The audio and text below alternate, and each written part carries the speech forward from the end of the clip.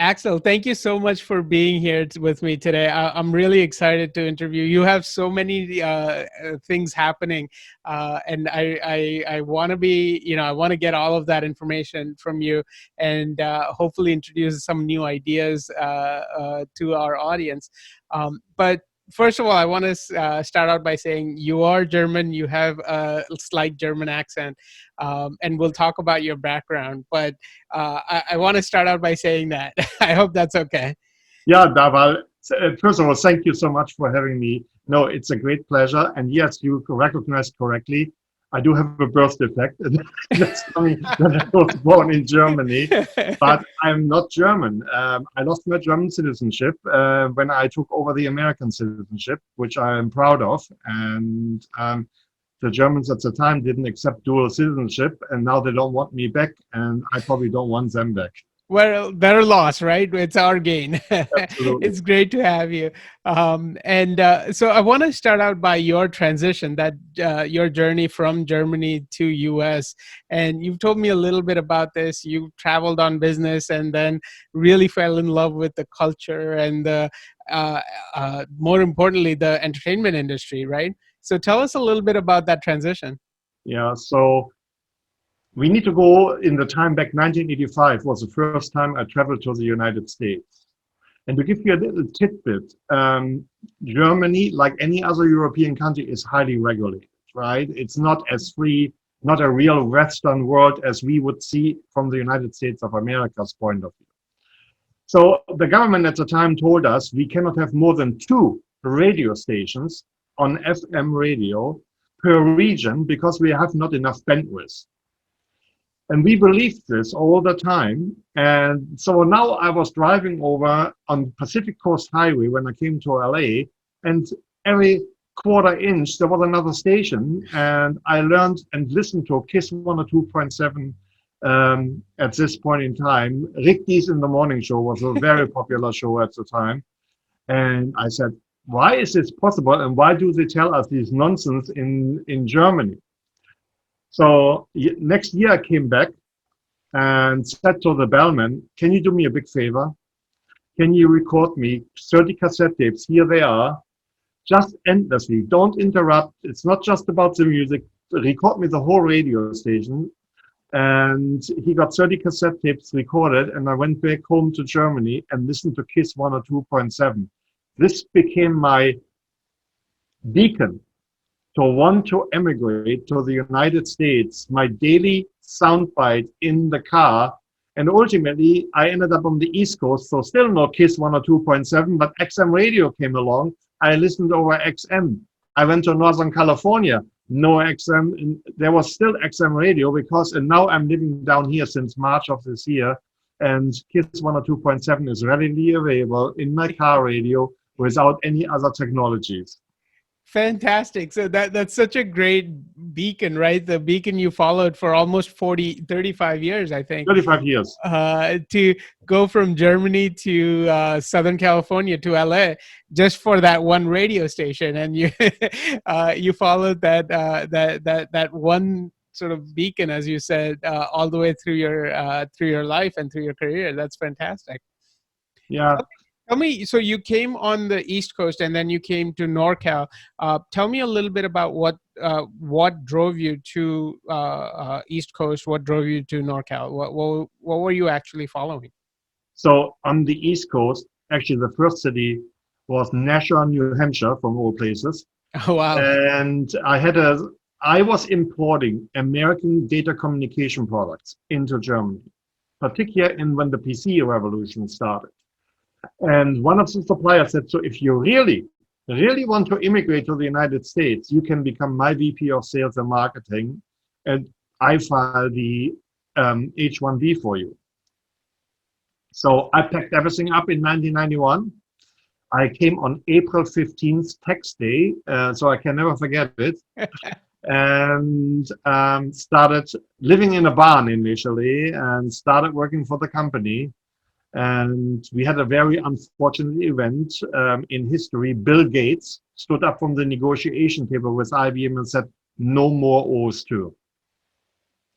And we had Wow. concentrated all our efforts on PC to IBM connectivity under OS2. So that was the end of it. And lucky, I found an ad in the Boston Globe for a company that I had heard by name of in Germany. And they initially made a contract with my employer to rent me out to see how I was working. And after 3 months, they came into my office and said, "We need to talk to you." And I was saying, "Oh my God, what's going to happen?" And then they came out, and this is, by the way, the only napkin deal I ever heard of. They put a napkin in front of me and said, "Axel, we are so impressed with what you're doing. We're going to give you 10% of the company. We're going to file the green card for you, and we pay you a base salary. And sign here." And so then they filed for a new H-1B. I was transferred, and I started officially working for them. I was employed, and then they filed for the green card. I took the green card, and 5 years after the green card, 2001, I took the oath as an American citizen. Fantastic. That's such a great story. And see, this is the American dream, right? This is Yes. hard work, and you get ahead, you get a percentage of the company, and you get a healthy salary to go with it. That's Yeah, fantastic. absolutely fantastic. Yes. And then um, that brought me from Nashua to the Boston area. It's a suburb area. They were out of Hopkinton, Massachusetts. Mm-hmm. The Yep. name should be very familiar because it was the headquarters of EMC. Yep. And I lived nearby and but I spent probably 80-90% of my time in the airplane, pushing the sales channels out and making the storyline happen. Fantastic. Fantastic. So from there, what was your transition like to the West Coast? How There did were a that couple work? of more companies on the East Coast in between. Oh, okay. A company that I started with a Russian scientist, and we unfortunately got hit by September 11, and that had major impacts on the investment budgets of companies. So, and I made a couple of mistakes because you need to make mistakes to actually learn something in life, right? Yep. So this company didn't make it. And then somebody else came to me and said, "By the way, we heard what you did for the other company. We give you 10% of the company, and can you run the sales and marketing for us?" And so I did. And that company got sold 1.5 years later. Nice. And by a company called Arcside here out of, actually over in the north, out of Cupertino, which ultimately got sold to HP for $1.5 billion. And so I was for 2 years commuting from Boston every week to Silicon Valley and worked there. Wow. And That's a heck of a commute. that was a heck of a commute, yes. Lots of miles as well. And then I got an offer for working for the Russian venture company as their US head. And we had dual office. So we had office in Boston because they believed that part of the ecosystem is in Boston, which is true. And we had an office in Silicon Valley. So I traveled back and forth. And then unfortunately, the new Cold War occurred between the US and Russia, and we closed the Boston office. And I volunteered to be permanently in the Silicon Valley office. And that's when I started transitioning from the East Coast to the West Coast and got stuck in Northern California, still not LA, and spent there 5 years. And what I was doing was predominantly helping foreign companies, roughly about 150, to understand going to market strategy here in the US, business development, and push them, as well as I overlooked many investments that we have done. One of the most successful was the semiconductor investment, which we ultimately sold to Intel, and I was on the board of directors helping steering the ship in the right direction. Fantastic. Fantastic. This is such a interesting journey, and so many different stops. And this is, I feel like this is what most sort of entrepreneurs have to go through, where it's not a straight line from here to success. It's, you sort of have to bounce back and forth a little bit. And you told me about a company that didn't succeed, so that's usually where you learn the most lessons. So next one does succeed, and hopefully you get a healthy payout from that. So by this time you're on the West Coast. I'm just following the story through. At what point do you start to sort of investing in other companies, start doing that, angel VC type model? So we had two direct funds out of the UK. So we did investments. I mentioned one, which was called Soft Machines. That was a semiconductor play. We had invested in Allion Energy, a company that's still active. It's revolutionary technology in the space of solar panels. It's an installation platform for the tilting solutions, including robotic washing. That gets you 30% more yield out of your solar installation compared to anything else. Wow, okay. Plus, you don't have to drill posts into the ground. They have a concrete bed. And the wisdom of the concrete bed is only seen nowadays. Solar is now gone to bifacial panels. Mm-hmm. And concrete has a higher reflection factor than green grass or dirt. So now you get in the bifacial panel more light reflection from the concrete bed than normal panels will have. And so I was chairman of the board of that company. And then we had another solar investment as well. We had also 3 LP investments. That was in other venture funds.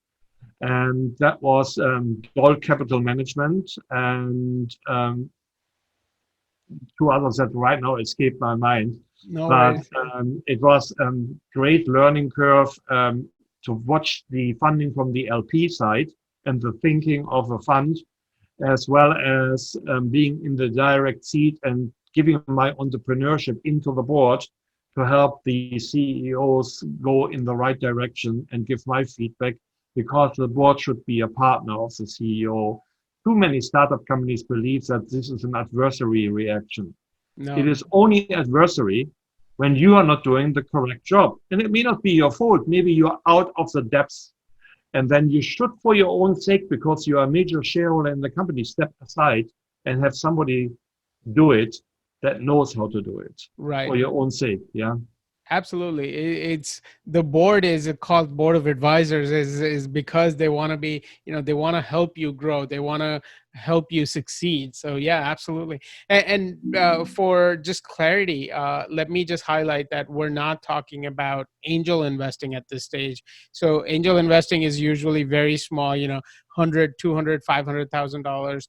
We're talking about a VC level investing. VC level investing. And just to drop a number, we, from a Russian venture fund, had about 35 million into SMI. Yeah, exactly. The total investment was, semiconductor is not cheap.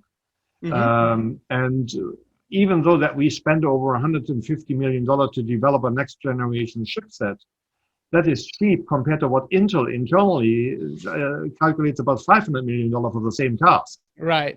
So the numbers are astronomical. It's a high risk game. That's why Silicon Valley is no longer Silicon Valley. It's Innovation Valley, but there's not much silicon made anymore. Right. And it's quite understandable that you can't have typically the deep pockets to actually do this task. Right. No, absolutely. And that's that you entrepreneurs have to sort of understand that scale. Right? At what scale are you operating? If you're developing software, it could be 2 guys in a garage that can develop the software. When you start talking about chips, when you start talking about solar installations, at that point, we're not talking about 2 guys in a garage. We're talking about large investments, companies, especially if you're talking about solar farms and things like that. We're talking about hundreds of acres of land. And, so there's a lot more that goes on than just the standard model of 2 guys in a garage. Yeah, absolutely. I mean, software is the easy part. Right. Although I have to tell you that in one of my startup companies, they used a quick development tool to make an enterprise class solution that once we had it deployed, blew up in our face every midnight when the update from several thousand devices came in. And that was not a fun experience. And I didn't know. I didn't actually ask deep enough initially. Otherwise, I would have advised. I'm an engineer by trade. I would have advised to have actually a different route. Right. No, absolutely. Yeah, I mean, to highlight the scale, nothing against the two guys in a garage. They actually serve a huge purpose developing that software. It's really just to understand the scale of operation. So from that, I know now you're part of Pitch Global, and you're doing some very interesting work with them. You're actually now in LA, so Southern California, and you're sort of setting up shop for them. So tell me a little bit about how you got involved with Pitch Global and what that relationship is like. So in 2016, I went to several Pitch Global events with Casey Wisdom, or Kaustav Chaudhuri is the founder of Pitch Global, and you will find him in the Casey Wisdom also. Yeah. And I volunteered there to become a judge because I had acquired quite a knowledge, in particular in going to market strategy. You know, my forte is to actually see the fourth level behind the trees. Too many entrepreneurs concentrate on the individual features. I'm trying to get the bigger picture. What is really the applicability of what this have? And therefore, I went and volunteered as a judge. And from there on, I became a mentor. And then Casey and I have been doing business together. We did a spin out of a $20 billion Japanese company in the healthcare tech space. And so when he learned that I'm moving to Southern California, we used to have once every 2 or 3 months an event here at WeWorks here in Playa Vista or at other locations. And he said, oh, that's great. You can build out completely Southern California. And I moved on March 22nd and had prior to this already arrangements for March 29th as well as April 4th, one at Expert Dojo, an event, which all got canceled. We know the reasons why. Yeah. And so we have done Pitch Global now virtually in local, but now my new relationships down here, including Thai SoCal and the LA Tribune, we are going to start a regular event once a month here in SoCal, starting out virtually as long as we need to, but then go as quick as we can into the in-person meeting. There is something to be said, which you have probably very much appreciation for. Aura and karma and all the expression of humanness do not come across over in Zoom that well. And I can see this better in person and help better in person. So I hope that we get in person soon again. Yeah, I mean, to be totally honest, I completely agree with you. And sort of Zoom is sort of our fallback option for this show. Ideally, we wanted to do it in a studio setting, but that's a whole other story.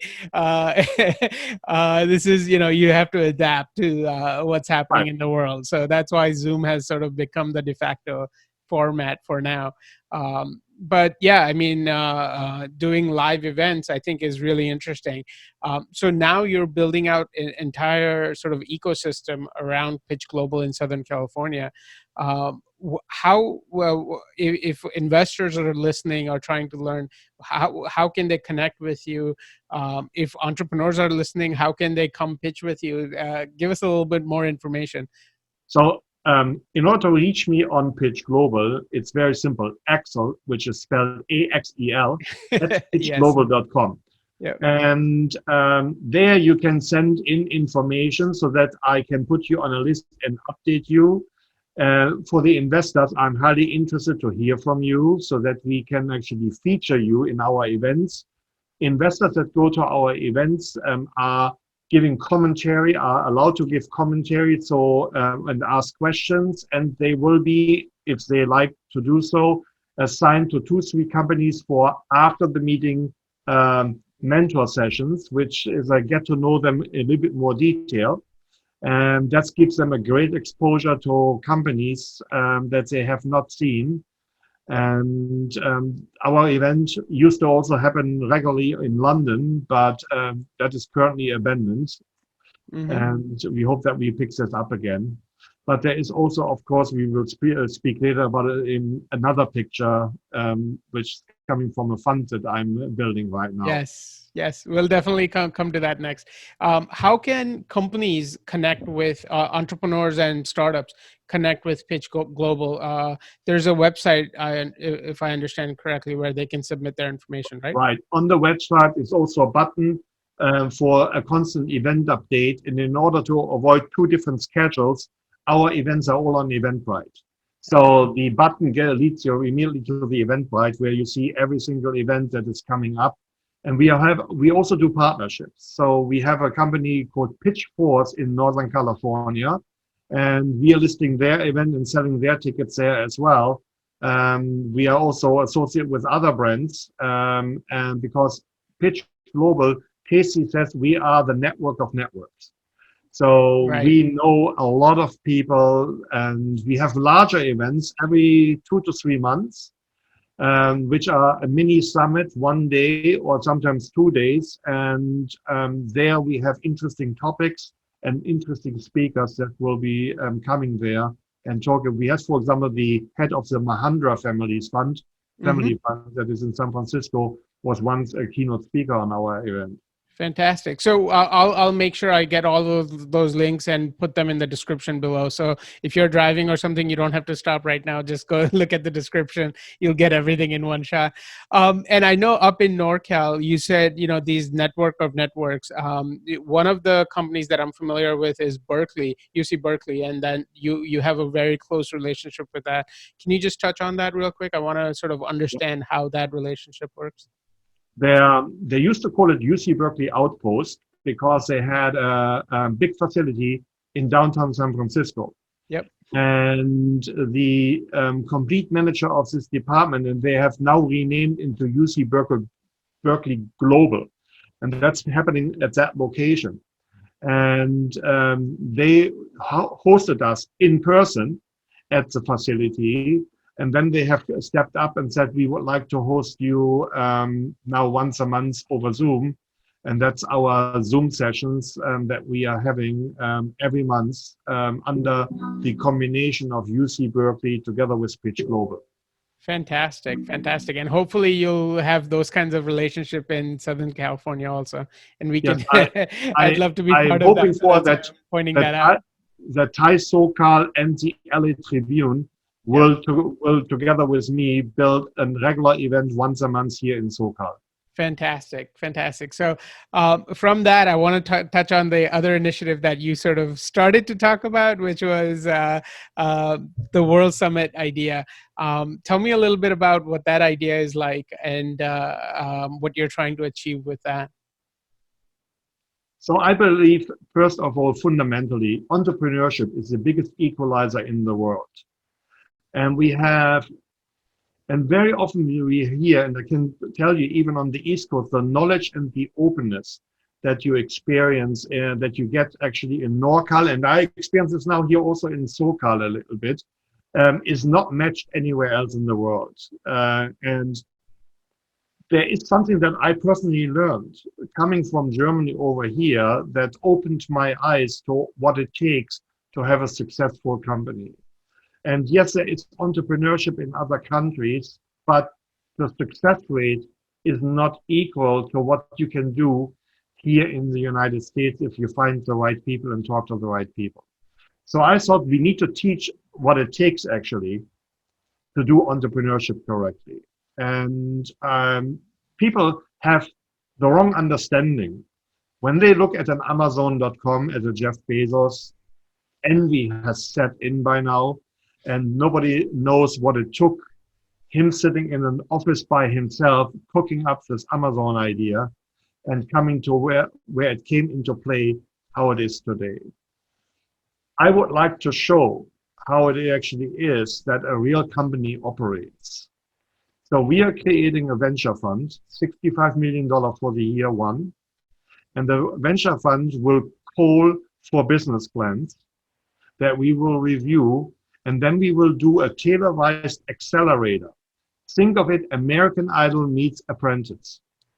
So we will select 20 companies that will compete for a $5 million prize. Of course, the prerequisite is that you need to have product that goes to market. We cannot go into a development stage because you can only capitalize on the exposure on public TV when you are actually have a product that is ready to go. And then we will test the two elements that VCs never get right. How good is the team? And how is the product market fit long term? Yep. So we're going to get the team quality very well tested in the games style environment that we will conduct. And if you remember Apprentice, there were elements of this present where people fell completely psychologically apart. And, you know, that is a pretty good indicator that they may not handle the stress very well that is coming across for what it takes to make a startup company. And then we will crown the winner. And we will also invest, if other people invest into any of our other companies, we will co-invest as well. That's why we raised the $65 million at that point in time. The show will be called Unicorn. That's a fantastic name. And and that's what we are out to do. And we think after years one success, we go to India, we go to Malaysia, we go to Philippines, GCC, Africa, and start doing this in those areas as well. But I can give one tidbit away. We have teamed up with one service that besides public TV, when we stream it, has simulcast AI-supported translation in 67 languages. So you can actually watch this streaming in your own native language. In 67 different native languages, which is fantastic. Yeah. This will be the first global experiment that will go live once we go live with it, yes. This is such an amazing initiative. So there are three major parts, if I understood correctly. First is the venture fund, which is a $65 million venture fund that you'll deploy across 20 companies. So that's sort of step one. Step two is the sort of the TV show. We're not sure if it'll be TV or streamed or what platform it'll be on, but it's a TV show called Unicorn, which sort of documents the journey of these 20 companies. Obviously, it gives them exposure in addition to the capital that you're investing. And third piece of this journey is sort of a worldwide, sort of a world tour, if you would. You know, the music bands and things like that, they do the world tour to get exposure. But in this case, we're sort of giving the idea of entrepreneurship and the idea of starting a company exposure throughout the globe. So do I have that right, those three pieces? Yeah, you have the substance absolutely correct. And we hope that we also start ultimately a consulting arm from all the mentors that go through the program that will help the startup companies while they are live on TV. I hope they join then this consulting arm, and we can then reach out in the world and make startup companies a better life for them, right? We don't like to see good ideas to die. And if you look at the very, very bigger picture, I had once the fortunate opportunity to meet the Hopi elder in Arizona. And we need to understand it's a fable, but the Hopis believes that God actually separated the people, mankind, into four major groups. He calls them, the Hopi elder calls them white, black, red, and yellow. And he said, God gave each of them a separate tablet of teachings, and only when all groups come together will we be able to solve the problems of mankind. Wow. So I have experienced when I had a startup company with a Russian CTO and a Vietnamese programmer and two Chinese and a couple of Americans and me as a German native in there, the idea flow is different. Yes. Cross-cultural pollination in technology fields makes leaps over unicultural development. So I hope that this show will become that beacon that brings all these cultures and entrepreneurships together to form the next big breakthrough companies that bring us the good. Yes. That's such a fantastic mission, and you're right that the mentorship and the consultancy idea is also very important, because this is not a small thing. This is a huge vision that you have, and you're going to need a lot of different people, a lot of different specialties to sort of come together and help you execute on this vision. It's such a amazing idea to sort of spread this word of entrepreneurship throughout the globe. I really commend that. That's a fantastic idea. And should anybody listen to this and is interested in coming along, having suggestions, or if any investor, family fund listens to this and wants to talk to us about this, the email address for this is Axel T. Yeah, I have a T there behind, at ourworldsummit.com. Ourworldsummit.com. You know why I couldn't get World Summit? Why? North Korea has the URL for worldsummit.com on pause for 20 years. Wow. Okay, so our World Summit, but again, all of your email address as well as the website, everything will be linked up in the description. So that's amazing that you weren't able to get your first idea, but our World Summit isn't bad either. That's a fantastic idea. So that's a fantastic URL. So we'll definitely have that linked in the description. So I want to start to sort of end this with one particular question, and you know the question I'm going to ask, that the question I always ask anybody.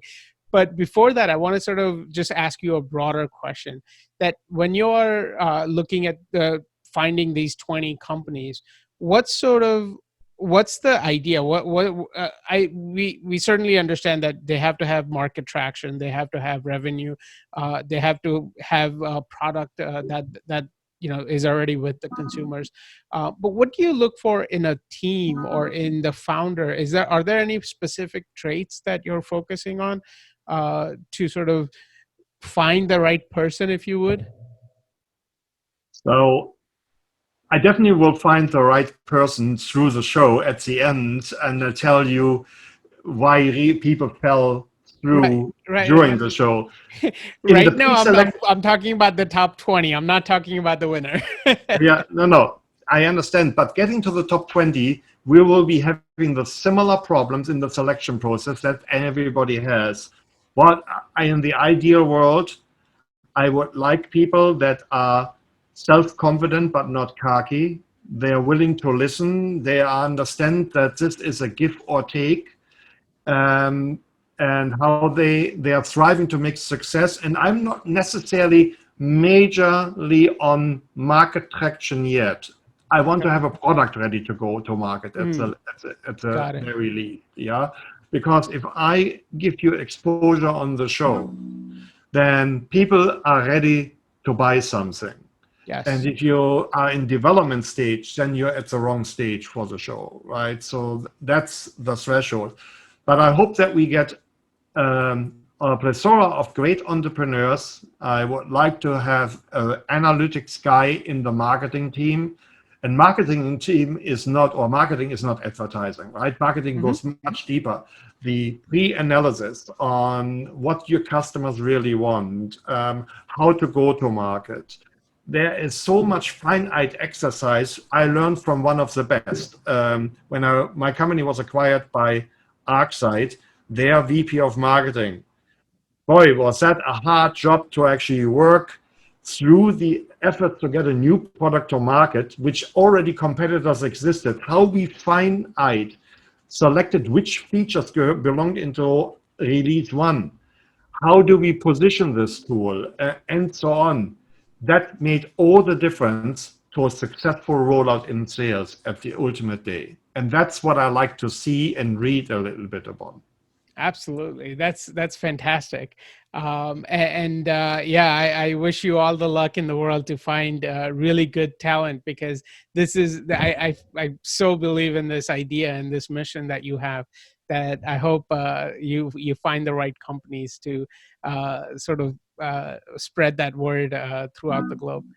So let's end with the final question. What is the one thing that, if you are looking to make an investment today, what is the one thing that the entrepreneur needs to have for you to actually write that check and to say yes to that entrepreneur? I think a very honest understanding what they are actually doing and what their market opportunity is.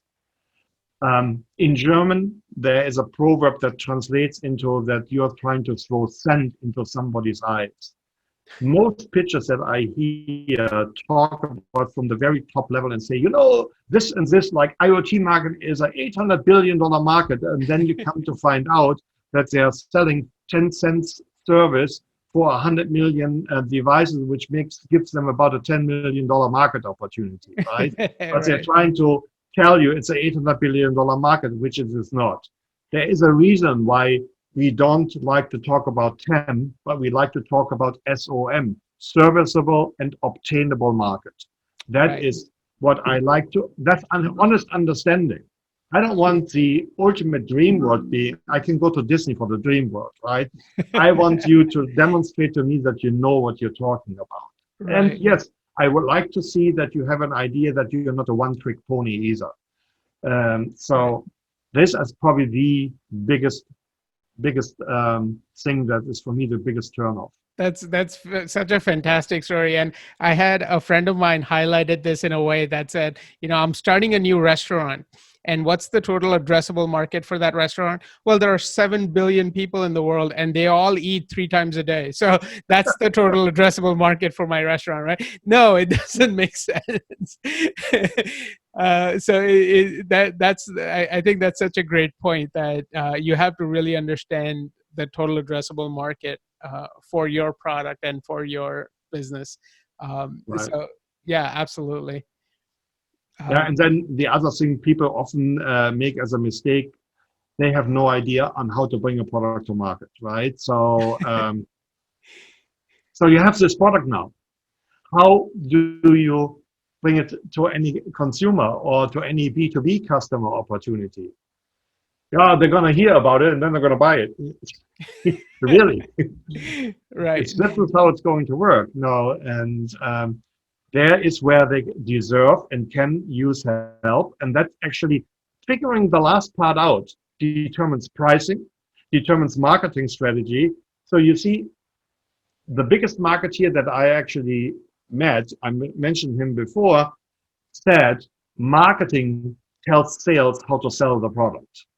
Yes. So the VPs of sales role is to basically be holding the whip and crack it every Monday in a roll call to keep the horses going. But how, and they are going to what they tell the customer is being told by marketing, not by sales.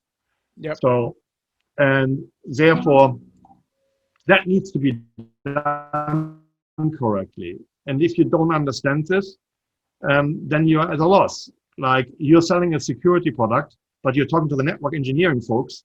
There's no way that you will make a single sale. But the other thing is, if you have a security product that's installed into the network as an active device, then you need to have networking and security in the same room, because the networking guys will ultimately say, we are not going to connect this up to the network. Right. So you need to understand the intricacies of your market. And right. I love to help on this wherever. I have many different verticals that I worked in so far, and people can find me there as well if you want consulting. I do this also for a living, so I'm open for it. And we'll definitely link up your consulting company in the description below also. So this way, if someone wants to talk to you more in detail about these ideas, about working with you more closely, they can certainly get a hold of you that way as well. So Axel, thank you so much for coming on today. I really appreciated your time, your energy, your enthusiasm. I'm really looking forward to sort of working with you more closely in the World Summit idea, and maybe I can find the 2 cents that I can contribute in that journey.